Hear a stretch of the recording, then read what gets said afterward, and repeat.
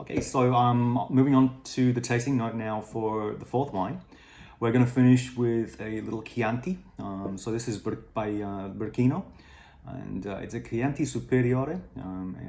So Superiore is basically what they call a DOCG. Translated, it means Demograzione Origine Controllata Garantata, which is a bit of a mouthful, to be honest. It's basically the name of the appellation. It guarantees that only a certain wine can be produced in those appellations. So Chianti, the most famous appellation in Tuscany. The subzone of the area where these particular grapes were grown and made is called the Colline Pisane, which is located on a set of hills reasonably close to the sea, and very close also to the city of Pisa, where the name comes from. So the wines from this region, because of its hill kind of geography, as well as being closer to the ocean, do mean that they're a touch lighter than other parts of Chianti, which for me personally is a good thing. Sometimes I find Chianti can be a little bit too full, a little bit too bold in a way, for my personal palate. But now the dominant grape always in Chianti is Sangiovese. A few others are allowed in there as well. We'll talk about those in a minute. The minimum allowance for use of Sangiovese in Chianti is 70%. This wine, however, has 90% of Sangiovese. Sangiovese, quite a well-known Italian grape, is known for high acid, firm, persistent tannin, and also the ability to age well. So definitely good for cellaring because of those two things. Whenever a wine's got high acid and strong tannins, then it does cellar quite well. For many years,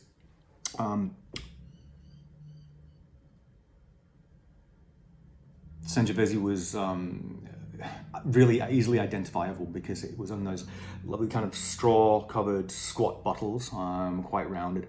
Now, some of the wine in those bottles wasn't particularly great, to be honest. Growing up in the UK, I remember having a few pretty bad experiences in the 90s with those dodgy Chianti bottles. You still see them a little bit around, but thankfully they've kind of moved away from that a little bit. Now, the rest of the composition of this wine is 5% Canaiolo, a lovely little Italian grape. Used to have a really big impact in the making of Chianti from a historic point of view. Used a little bit more sparingly nowadays, but a lot of the time you'll find just 5 or 10% added to the blend. And what that does is, Canaiolo, it's a lovely, soft, kind of mellow grape with good aromatics. And it just takes the edge off the Sangiovese, I think, quite nicely. The other 5% of this is a very obscure variety from the northwest of Italy called Ciliegio, which takes its name from the Italian word for cherry, which is Cilegge.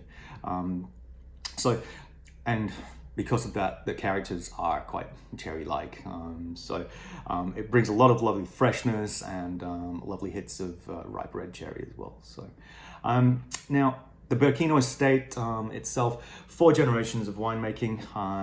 The land itself is quite rich with fossil shells being so close to the ocean as well. And then the soil composition also has a lot of sand and clay in it. For the winemaking of this particular Chianti, it's had extended time on skins, so skin maceration, which is just adding a little bit of depth, a little bit more character, and certainly a little bit more fruit composition.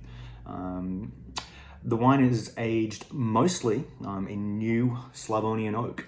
So Slavonian oak, which we talked about in the intro, is mostly found in, used in northern Italy, but is basically, it comes from areas of the old Yugoslavia, so places like Slovakia, Slovenia, northern Serbia and Croatia, and even as far east as Hungary.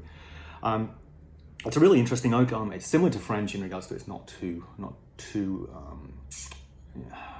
kind of sweet, unlike American oak can be.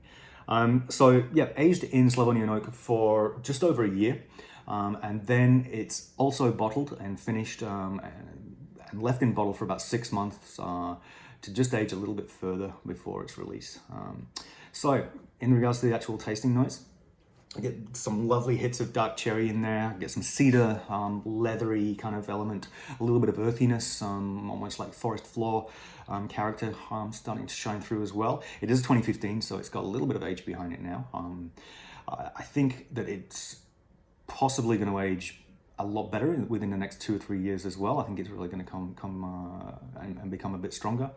It's a medium to full body wine. Lovely rounded palate and mouthfeel. Definitely some candied fruits that are quite striking. I think certainly more so on the palate for me than they are on the nose. And also on the back palate, I get a little hint of like licorice and almost kind of tarry element, you know, that freshly lain tar. Now, in regards to the food match for this wine, look, I can't really go past some lovely kind of grilled red meats. Barbecued red meats would be absolutely fantastic. That little bit of char that you get through the barbecue especially would sit really nicely with this wine. And also one of my favorite Italian dishes that I used to serve when I was working in Italian restaurants was pasta della nonna, which is a Sicilian dish. Based on kind of a red Napoli kind of tomato sauce, and then lots of lovely eggplant, and just finished with some parmesan. So, and this wine I think would go really nicely with that dish. So that concludes Tasting Notes for Grape Sense Volume 2 at home. Thanks again for your support. I can't tell you how much we appreciate it. And, you know, I feel like we might be seeing some light at the end of the tunnel at the moment. So hopefully we can see you at Carl's sooner rather than later to actually sit and enjoy a drink with me. Cheers. Thanks.